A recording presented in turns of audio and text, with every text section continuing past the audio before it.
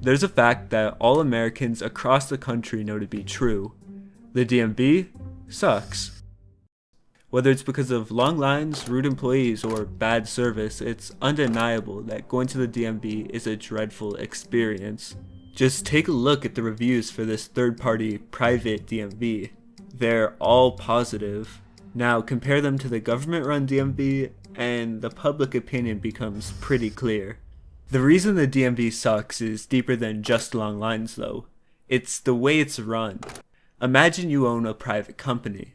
Of course you're going to need customers and their money to function, but if for some reason the customers no longer like your company, then they'll just go somewhere else. This forces you to improve your product to win the customers back, and a cycle is created that ultimately creates the best possible product for the consumer. But a government-owned business functions differently. Of course the business starts with customers, but if they don't like the business, it doesn't matter. Everyone has to go to the DMV, so they can't just go somewhere else. The government will continue to fund the company and customers are forced to come back. This cycle discourages progress, and it's the reason the DMV is such a drag.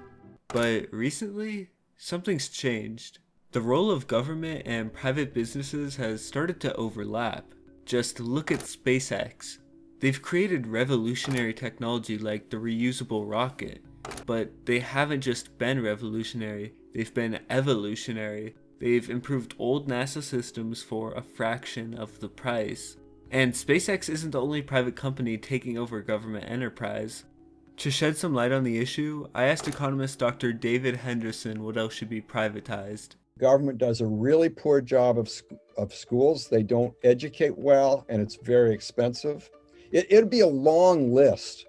Now, there are things that I think the government shouldn't do, but private organizations could do the function better. So you might say, should they privatize Medicare? No, they should abolish Medicare. Dr. Henderson is right. Not every wasteful government program should be privatized. Some just need to be abolished. But there is a long list of programs that need to be privatized, and on it are schools. On average, only 85% of public high school students graduate. That's down 13% compared to private schools. There's many other areas where private and charter schools beat public schools, but that's a whole other topic. My point is that it's a clear pattern that private innovates when government can't or won't.